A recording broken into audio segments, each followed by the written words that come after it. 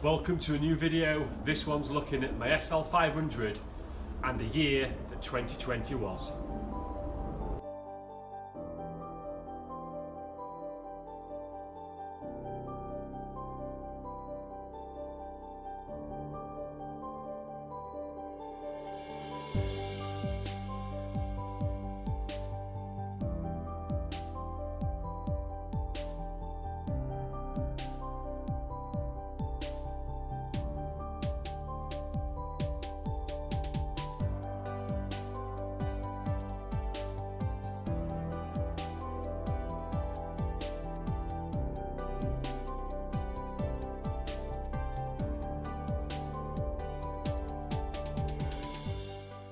Hello there, welcome back to another video. Some of you may have noticed that I've changed the channel name to Fast and Fun rather than my name, and I think that just gives it the sort of the core principles of what I'm after with my modern sports cars that I buy. They've got to be fast and they've got to be fun. This video specifically about the SL500, looking back at 2020, what it's been up to, what I did, what went wrong and how much it cost. And to do that, I pulled out my pack of receipts. Looking back at this pack, there's lots of really good information in it actually. And all the photos from the restoration I did last winter, they're all in there, as well as all the MOT certificates, all the servicing, all the faults, repairs, going back the 17 years for the SL500. And I just think it really provides a great history to the car, and really for me as an owner, and also should I ever eventually sell one of the cars, it goes with the car. And I just think it's better and easy to manage it, and also to look back and you can see how much the car's costing you to run. So I look back at 2020 and I go back to January, and I didn't even have the car for the first month because it was still having its rear arches repaired through a restoration to remove rust on both arches, and I've got an earlier video that talked around that. We then had obviously some terrible weather. We brought the car out briefly in March, and then we had COVID struck, so it went back off the road and sawn again. But then we did get it out again in the summer, fortunately, for a few months. We got a few really good months of driving in the car. I've just looked back, and we've done about 2,000 miles this year. It hasn't needed a service. It's only done 3,500 miles since its previous service, so which was the summer of 2018. No, summer of 2019 actually. So it's not needed a service, and the only costs were due to the rear wheel arch repair that was done, and that was £1,700. And the rest of the time there's been no cost associated with it this year, which is really good. Things and faults that we've had, we had a few drops of oil, ABC, active body control fluid in the early part of the year. Checked that with the specialist, there was no issues. It only did it for a few days and then it stopped, and apparently the tolerances around the maximum minimum are very tight on the ABC, so I'm not really sure why that ever started dropping a few spots, but it never carried on, so we'll leave it at that. And then sort of part way through the summer as well, the windscreen wash developed a leak at the front left of the car, which is here, and that's not been fixed yet. So that's just because I've not got round to do it. It's not been in for service.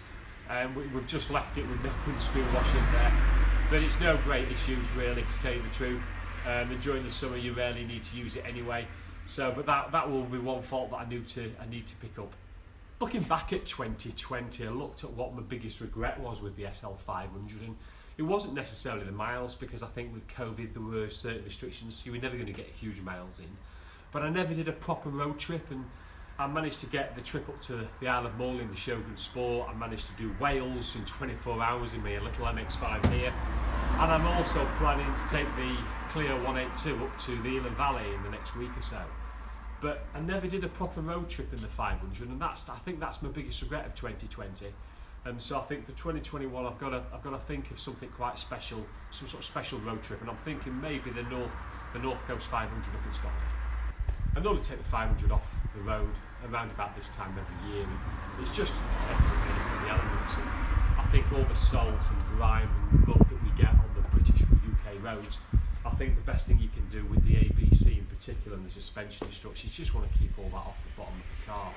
And so when I put the 500 away, there's a few sort of standard practice things that I do. Let me just show you what they are.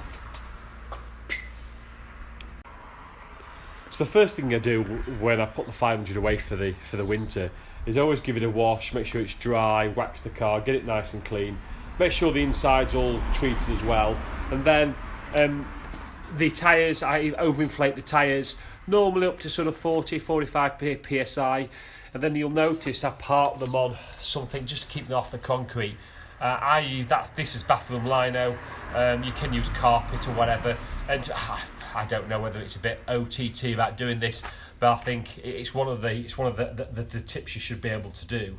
I mean, it just prevents flat spotting really. Make sure the handbrake's off, which I do anyway, and I never use the handbrake unless I'm on a steep hill. And then the only other thing that I do is I connect my C-Tech trickle charger to the auxiliary battery in the boot. The reason I use a C-Tech MX5 trickle charger is because they are compatible with AGM batteries, and the rear boot auxiliary battery in the SL500 is an AGM battery, so it's a stop-start functionality, and it's compatible with that. And the C-Techs, I got mine £65-70. They don't put a constant trickle charge on, which is not what you want. They are a proper tenderer. They will monitor it and only put charge in the battery when it's needed.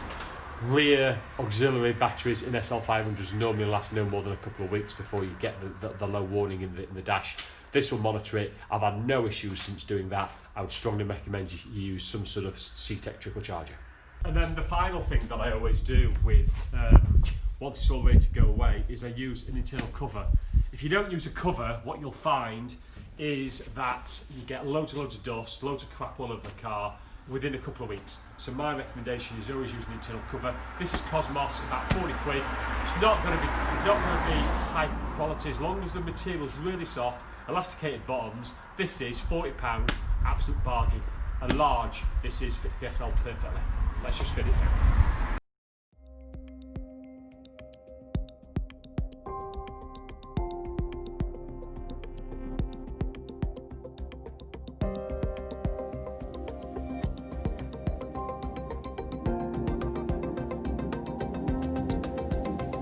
So that's it then, the cover's on, the car's all hibernated away for the winter now. That car won't move for 5 months. For me, don't be tempted to starting it every few weeks. You don't need to. You could potentially do more damage than good by trying to use it. If you use it, you need to get a temperature and use the car on the road throughout the road range. And then you've got to go through all the rigmarole again of hibernating it away. For me, keep it as it is, don't touch it for 5 months, it will be absolutely fine. So 2020, the summary was 2,000 miles, 1,700 quid, one or two minor problems, but nothing serious, and it's been another pleasurable year running the SL500. Let's hope 2021 brings more miles, more road trips and more fun and a little bit less cost. Hope you've enjoyed the video. If you did, give me a thumbs up, please subscribe, drop me a comment, and I'll see you soon for another video.